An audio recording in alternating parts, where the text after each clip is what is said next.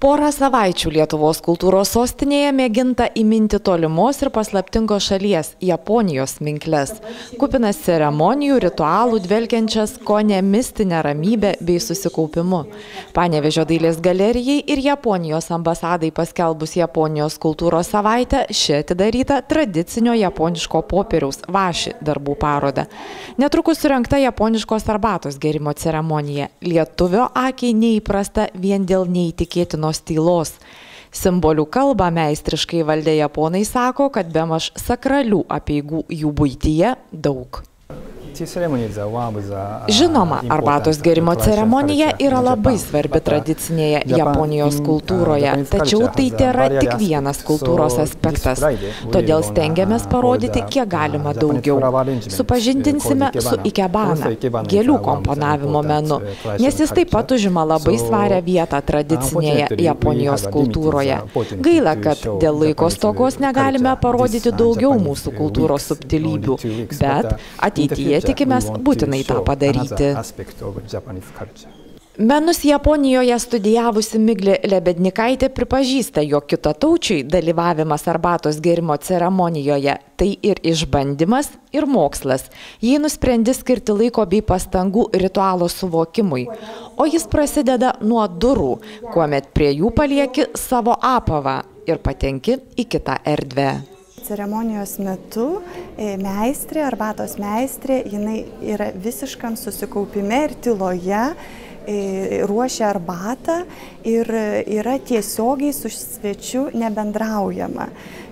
Svečias stebi visą procesą ir tai yra tikrai tokia būsena, kai tu nusiramini, susikaupi ir atrodo, kad niekas, pamiršti viską aplinkui.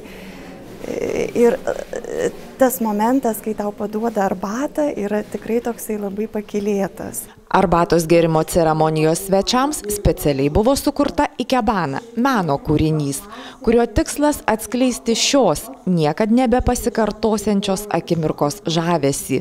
O į kūrybinės dirbtuvės susirinkę lietuvaičiai, mokomi ikebanos meistrės, nors privalėdami laikytis griežtų taisyklių, kokiu kampu merkti žaliuojančią šakelę ir gėlės žiedus, kurių gali būti kiek nori, tik ne 4, kūrė po savitą kūrinį.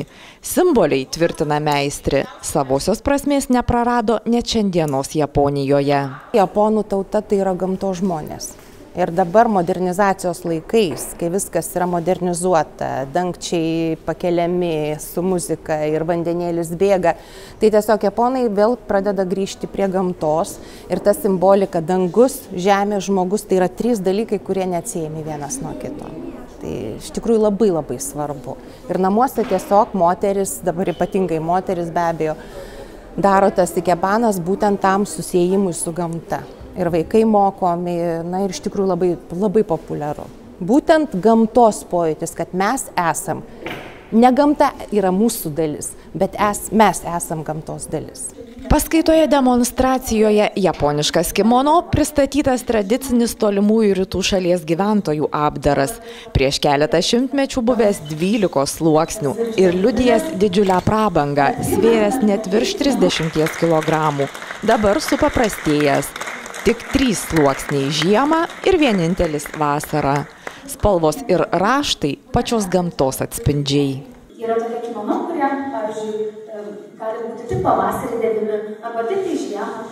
Na, tarkim, šalta žiema ilga ir jeigu žiemos pabaigoje mes jau taip laukiam to pavasario, tai Japonės, jeigu pasipuošti kimono su sakurų žiedais, tai būtų toks noras, kad tas pavasaris greičiau ateitų, ar ne, toks kvietimas. Arba yra kimono, kurie turi raštus, kurie būdingi visiems metų laikams. Pavyzdžiui, gali būti klevo, sakuros ir gėlės arba ornamentai iš kitų metų laikų, tai tokį kimono būtų galima dėvėti bet kuriuo metų laiku. Japonijos dienos Lietuvos kultūros sostinėje buvo įvairiapusės. Norintieji galėjo domėtis bonsų, popieriaus lankstymo menais, dalyvauti paskaitose ir parodose arba nemokamuose japoniško kino seansuose kino centre Garsas.